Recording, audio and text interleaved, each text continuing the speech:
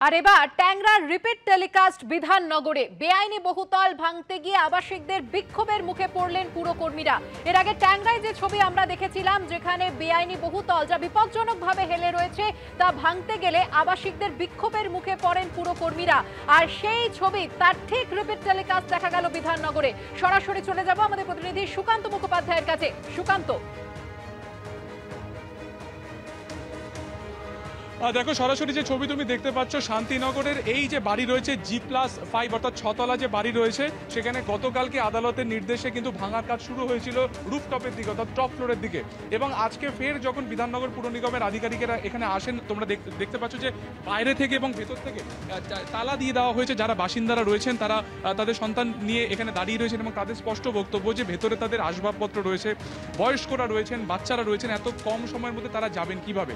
কিছুক্ষণ আগে আমরা দেখলাম যে বিধাননগর পুর নিগমের তরফে একজন আধিকারিক তাদেরকে সময় দিয়েছেন আর 15 মিনিটের অর্থাৎ 12টা অবধি তিনি দেখবেন এবং স্পষ্টত তিনি কিন্তু বলছেন যে না হলে তিনি ফৌজদারি মামলা শুরু করবেন এবং প্রয়োজনে তারা কিন্তু এখানে ফোর্সফুলি ঢুকবেন। ফলত আমরা একবার কথা বলার চেষ্টা করবো, কি করবেন? আপনাদের 15 মিনিট সময় সময় দিতে হবে স্যার। আজকে না সময় দিলে আমরা মাল পাচ্ছি না, কোথায় যাবো? আপনারা বলুন স্যার, আজকে দিনটা না তো আমাদেরকে মেরে দিন।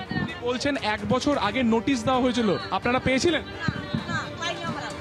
এখন কি করবেন? এখন আমাদের আজকে দিনটা সময় দিতে হবে, কালকের মধ্যে ক্লিয়ার করে দেব। কালকের মধ্যে সবাই চলে যাবে? হ্যাঁ, ব্যবস্থা করুন। আপনি তো 12টা পর্যন্ত সময়। কোথায় যাবো? আমরা মাল পাচ্ছি না, কোথায় যাবো বলুন? ছোট ছোট বাচ্চা নিয়ে বলুন, আপনি বলুন। কালকে যখন এসেছিল, কালকে আপনারা বাধা তো দেন? কালকে আমরা ছিল না, কালকে সব অফিসে ছিলাম। সব কাজে কমে ছিল, রাতে তো হট করে ঢুকে গেছে, কেউ তো ছিল না বাড়িতে, তার জন্য ওরা ঢুকে তারা ভাঙচুর করেছে দুপুরবেলা। এখন আপনারা কতজন ফ্যামিলি রয়েছেন? 30 জন। হ্যাঁ, এখন কি করবেন? কারণ আমরা দেখতে পাচ্ছি পিছনের দিকে অংশ ভাঙছে। সময় চাইছি। পিছনের দিকের অংশ তো ভাঙাও শুরু করে দিয়েছে। হ্যাঁ, সেটা ভাঙছে, আমরা দেখতে পাচ্ছি, কানে শুনতে পাচ্ছি। আমরা চাইছি আজকের দিনটা আমাদের একটু সময় দিন।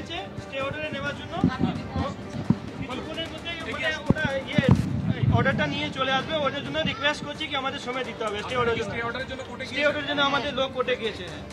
উনি যেটা স্পষ্ট বলছেন যে কোর্টে ইতিমধ্যে তারা গিয়েছেন যাতে স্টে অর্ডার জন্য।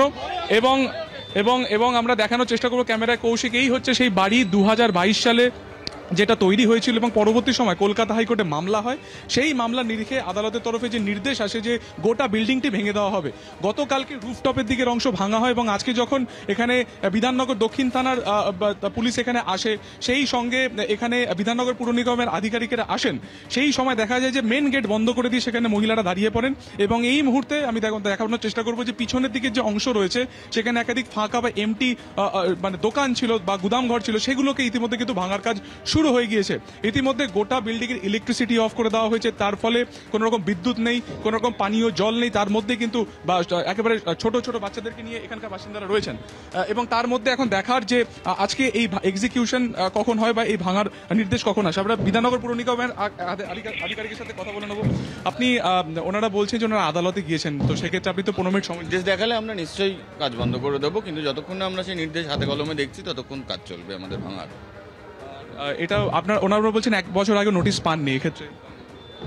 না, নোটিশ পেয়েছেন, আমাদের কাছে তার ডকুমেন্টেশন রয়েছে। এখানে যে নোটিশ লাগিয়ে পেস্ট করে দেওয়া হয়েছে তার ছবি রয়েছে আমার কাছে। স্টে অর্ডার দেখতে পাচ্ছেন, আপনার কাজ শুরু? একদম একদম একদম একদম। সোজা ভাষায় তিনি কিন্তু বললেন যে কাজ কিন্তু শুরু থাকবে। এবং আমরা দেখাচ্ছি যে ফ্রন্ট গেটের অংশে সেখানে মহিলারা রয়েছেন, সেখানে কোনো রকম ভাবে তারা ঢুকতে পাচ্ছেন না।